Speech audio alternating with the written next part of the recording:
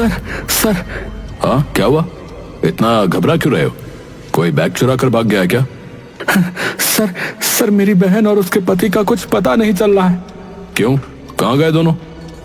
दोनों शादी के बाद यहाँ घूमने आए थे सर, लेकिन अभी उनका फोन स्विच ऑफ आ रहा है। आज 4 दिन हो गए सर। ठीक है, मैं रिपोर्ट लिख लेता हूँ। और ये पहाड़ी क्षेत्र है, यहाँ लैंडस्लाइड और बिजली की समस्या रहती है।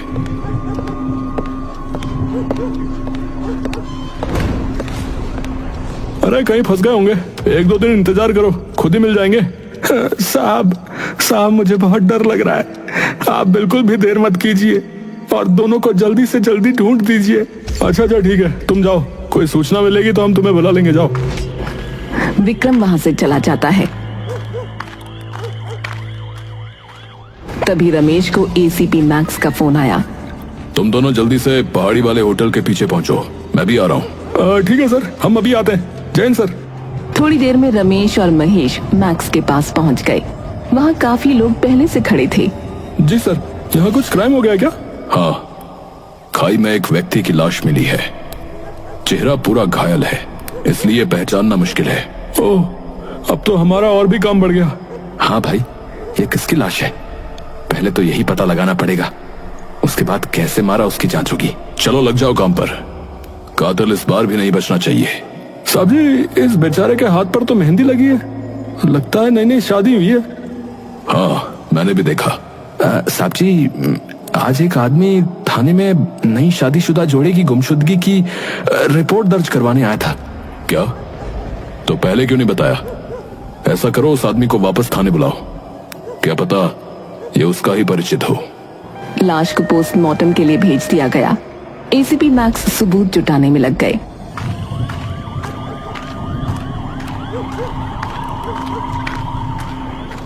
हमें एक लाश मिली है, तुम उसको पहचान लो। क्या लाश? देखो, घबराओ मत, अभी कुछ नहीं पता कि वो व्यक्ति कौन है। जी।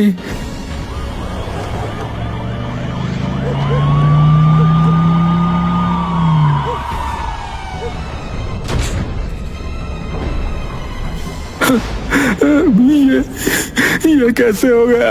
ये कैसे हो गया? किसने किया? मेरी बहन कहाँ है? सर उसको ढूंढ दो प्लीज, मेरी बहन कहाँ है?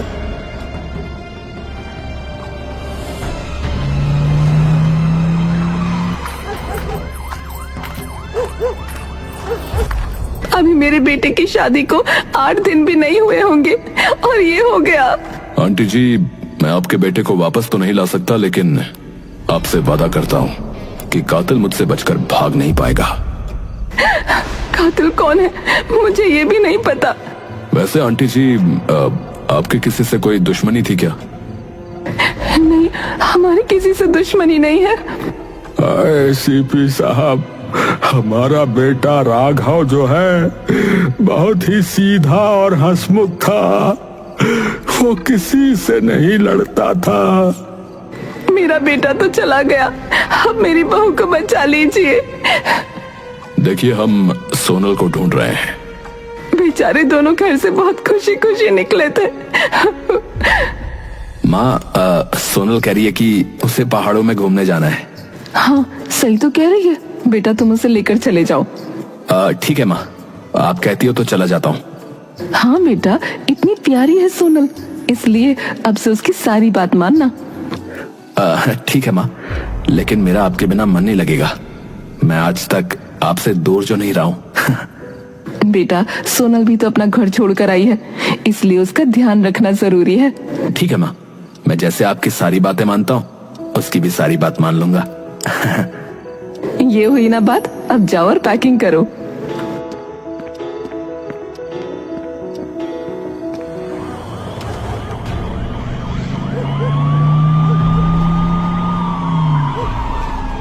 रमेश, क्या कहते हो? साहब जी, मुझे लगता है कि राघव जो है नशे में होटल रूम की खिड़की से पीछे कूद गया होगा। हाँ, ये भी हो सकता है। अच्छा, फिर उसकी बीवी कहाँ है? हाँ, ये भी है। लेकिन साहब जी, ये भी तो हो सकता है कि बीवी किडनैप हो गई हो। हाँ, इसकी भी संभावना है। ठीक है, फिर किडनैपर को ढूंढते हैं सर। हाँ ठीक है।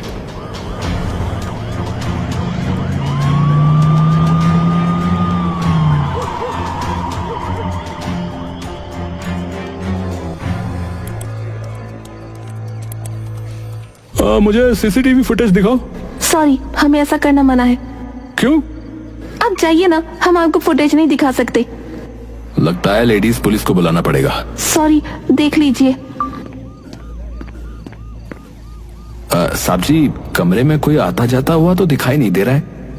हाँ, सिर्फ होटल स्टाफ ही अंदर गया है। हो सकता है किडनैपर पीछे से कूद कर भाग गया हो। अरे यार, थोड़ा दिमाग से सोचा करो तुम लोग। चलो अब यहां से।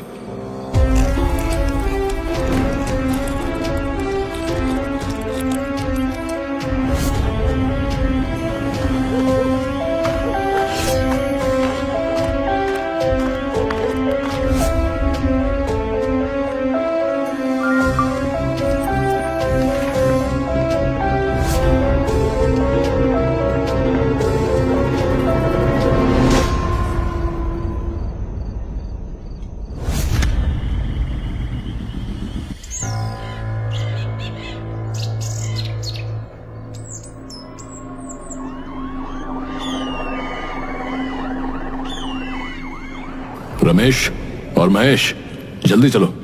जी सर, लेकिन कहाँ जा रहे सर? जितना बोला है उतना करो। ठीक है सर। तीनों जीप में बैठकर चल दिए। वो एक सुनसान सड़क पर जा रहे थे।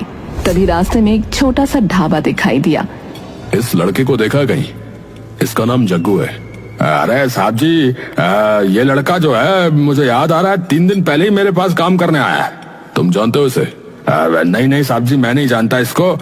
मेरे से काम मांग रहा था। मुझे लड़के की जरूरत भी थी, तो मैंने इसे रख लिया था। कहाँ है अब ये? वो देखो सर, वो देखो, आपको देख के भाग रहा है। देखो सर। एसीपी मैक्स और कांस्टेबल तीनों जग्गू के पीछे भागते हैं।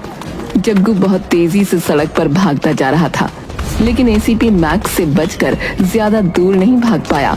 साहब जी मुझे छोड़ दो सर, मैंने कुछ नहीं किया सर। तुझे अपनी सफाई देने की कोई जरूरत नहीं है कि तूने कुछ किया या नहीं, या फिर कुछ कैसे किया। साहब जी मुझे जाने दो सर। हमें देखकर भागा क्यों? जी वो मैं आपको देखकर डर गया था। क्यों भाई, इतना डरावना दिखता हूँ क्या मैं? इतना हैंडसम तो हूँ मैं। जी वो सर। चल बेटा, अब पुलिस स्टेशन चलते हैं, वहां बताना कि क्यों किया। जग्गू को लेकर पुलिस स्टेशन पहुंच जाते हैं और उसकी पिटाई करते हैं। तभी मैक्स अंदर गया। स्वागत अगर अच्छे से नहीं हुआ है तो बता, मैं खुद अपने हाथ और लात से कर देता हूँ। साहब जी मैं कुछ नहीं जानता सर। ये बता कि राघव को क्यों मारा? साहब जी मैं सच बता रहा हूँ, मैंने सिर्फ राघव के मर्डर में मदद की है। मैं पैसों के लालच में आ गया था सर। पैसे किसने दिए? जी छोटू ने दिए सर, छोटू ने। ये कौन है? मैं नहीं जानता साहब जी। अच्छा, अभी थोड़ी देर और पिटेगा ना तो अपना मुंह खोल देगा कि किसने मारा है। साहब जी मारना मत साहब जी, मैं बताता हूँ। बता फिर। छोटू मेरा पड़ोसी है। एक दिन उसने मुझे बताया कि एक आदमी को मारना है। मैंने सिर्फ शराब के नशे में गोली मिलाकर दी थी और मुझे इसके लिए पूरे 1 लाख रुपए मिले थे। वहीं से तुझे ढूंढा है, अब छोटू का पता भी बता दे। जी मैं उसका पता नहीं जानता सर। मैं पैसे लेकर भाग गया था, फिर छोटू कहाँ गया पता नहीं सर। अरे सुनो, इसे अभी और पीटो, ये सब जानता बताएगा अभी। मारो साले को। ऐसा कहकर एसीपी मैक्स बाहर चला गया। रमेश और महेश उसे पीटने लगे। बाहर राघव के माता पिता और सोनल का भाई विक्रम बैठा था। जी कुछ पता चला? सोनल की तलाश अभी पुलिस कर रही है और मर्डर में शामिल एक आदमी को हमने गिरफ्तार कर लिया है। साहब जी उसने छोटू का पता बता दिया सर। ठीक है, जल्दी से जीप निकालो, चलते हैं। पुलिस के डंडे के आगे हर कोई बोलता है। हाँ साहब जी, अभी देखो कैसे छोटू का पता उगल दिया उसने। आजकल के गुंडे भी ना बिल्कुल छपरी हो गए हैं, रील बनाते हैं और गुंडे बनते हैं। हाँ साहब जी, ऐसी स्टोरी लगाते हैं बदमाशी की कि पूछो ही मत। रील बनाकर स्टोरी लगाना आसान है, लेकिन जब किसी के पीछे पुलिस पड़ जाए ना तो उसका छुपना मुश्किल हो जाता है। हाँ साहब जी, छोटू का पता भी यहाँ से कुछ ही दूर है, थोड़ी देर में पहुंच जाएंगे। ठीक है, गाड़ी तेज चलाओ, कहीं वो हाथ से निकल ना जाए। ठीक है साहब जी। कुछ ही देर में वो पहाड़ों में बने एक कॉटेज में पहुंच गए जो खाली दिख रहा था। तीनों पूरी सतर्कता से कॉटेज के अंदर घुस गए। छोटू आराम से बेड पर सो रहा था। चलिए मिस्टर छोटू, बेड पर बहुत सो लिए, अब डंडे पर सोना, चलो। कौन हो तुम लोग? क्यों बे मच्छर है? वर्दी देखकर समझ नहीं आता क्या? वर्दी को परिचय देने की आवश्यकता नहीं है, समझा? सर आप मुझे पकड़ने क्यों आए हो? तो खुद भी जानता है, इसीलिए चुपचाप चल, वरना बहुत पिटेगा, बता रहा हूँ। जी सर, चल रहा सर। सोनल कहाँ है? सोनल? कौन सोनल? मैं किसी सोनल को नहीं जानता सर। जिस लड़की को होटल से किडनैप किया था वो कहाँ है? सर मैंने किसी को नहीं उठाया, सच्ची बोल रहा हूँ। ठीक से पुलिस वाला ट्रीटमेंट यहीं दे देते हैं इसको, वैसे भी यहाँ कोई है नहीं। चलो, तब तक मैं बाहर खड़ा हूँ, तुम दोनों तैयार हो जाओ।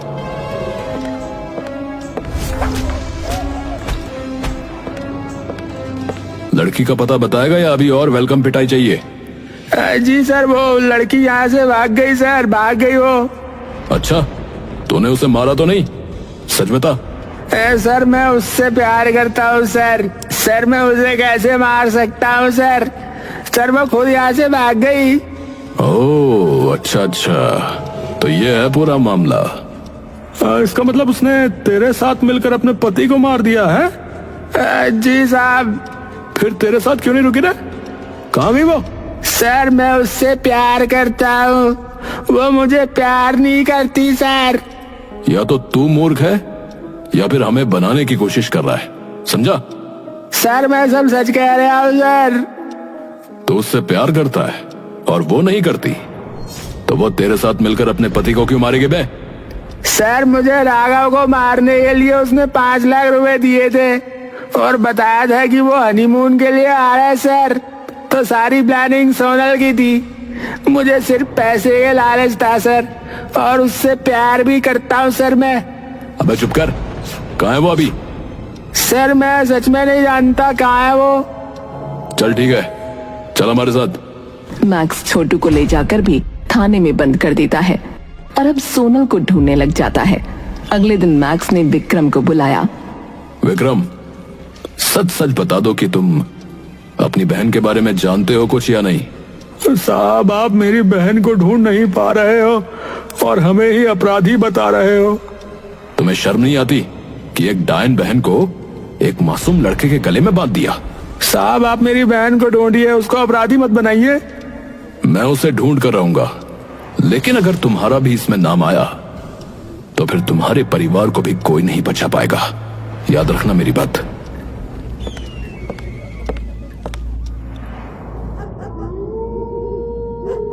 रात में एसीपी मैक्स अपने कमरे में बैठकर केस के बारे में ही सोच रहा था।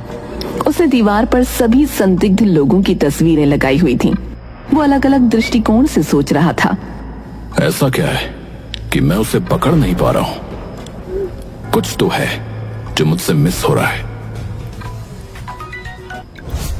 साहब जी, सोनल के जैसे दिखने वाली एक अंधी लड़की को रेलवे स्टेशन पर देखा गया। क्या बात कर रहे हो? जल्दी वहां पहुंचो, भागने ना पाए, मैं अभी आ रहा हूं। सभी रेलवे स्टेशन पहुंचकर सोनल को ढूंढते हैं। महिला पुलिस भी साथ होती है, लेकिन वहां उन्हें कोई नहीं दिखाई देता। रमेश, खबर तो सच्ची थी ना? हाँ साहब। फिर कहाँ गई वो? साहब अगर साधारण लड़की से अंधी लड़की बन सकती है तो फिर कुछ और भी बन सकती है। हाँ पॉइंट तो है। तुमने पूरी ट्रेन अच्छे से चेक की है ना? हाँ सर। चलो अब मेरे साथ। जल्दी से भागकर सभी लोग पायलट के पास गए। उन्होंने देखा कि लोको पायलट बहुत डरा हुआ बैठा है और उसने आंखों से इशारा किया। मैक्स समझ गया कि सोनल अंदर ही है। वो एक टेबल के नीचे छुपी हुई थी। खूनी दुल्हन सोनल, अब तेरा खेल खत्म हो गया है, जल्दी से बाहर आ जा। महिला पुलिस आगे आई और सोनल को गिरफ्तार कर लिया और थाने ले गए। विक्रम भी आया और राघव के माता पिता भी आ गए। विक्रम, ये रही तुम्हारी बहन, अब बताओ ये अपराधी है या नहीं? जी मैं ये सब नहीं जानता था। देखिए आपको इसको जो सजा देनी है दीजिए, मैं अपने घर जा रहा हूँ। सोनल को कस्टडी में ले लिया गया। उसकी रिमांड के साथ पूछताछ करने लगे। हाँ, मैंने अपने पति राघव के कत्ल के लिए 5 लाख रुपए की सुपारी छोटू को दी थी। मैं अपना जुर्म स्वीकार करती हूँ, लेकिन मैं इसे जुर्म नहीं मानती। अरे वाह, शाबाश।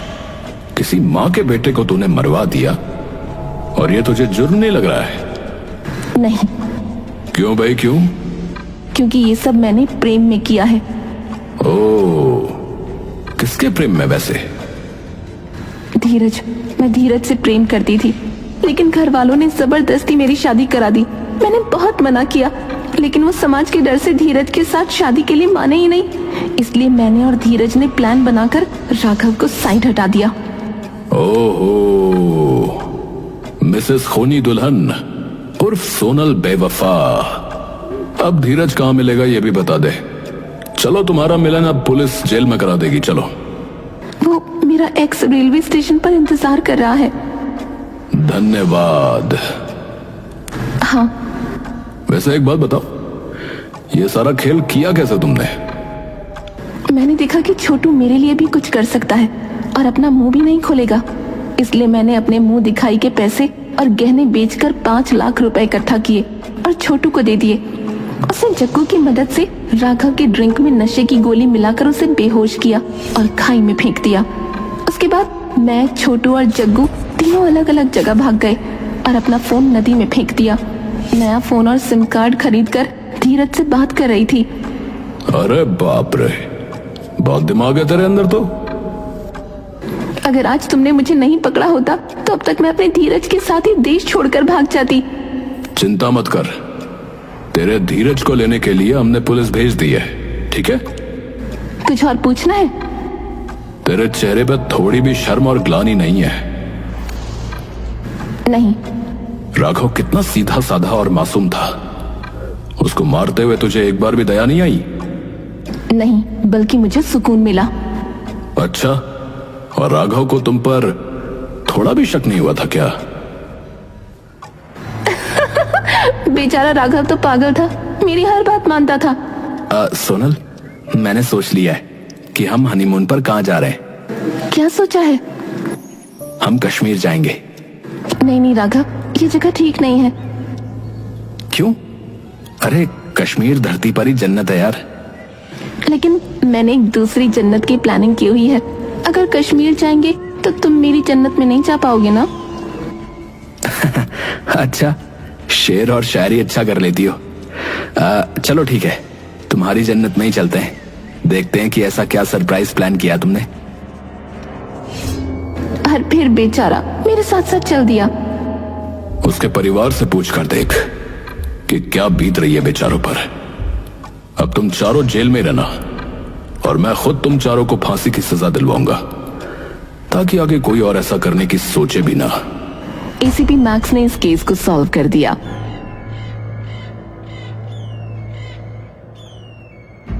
तीनों मुख्य आरोपियों को फांसी की सजा हुई।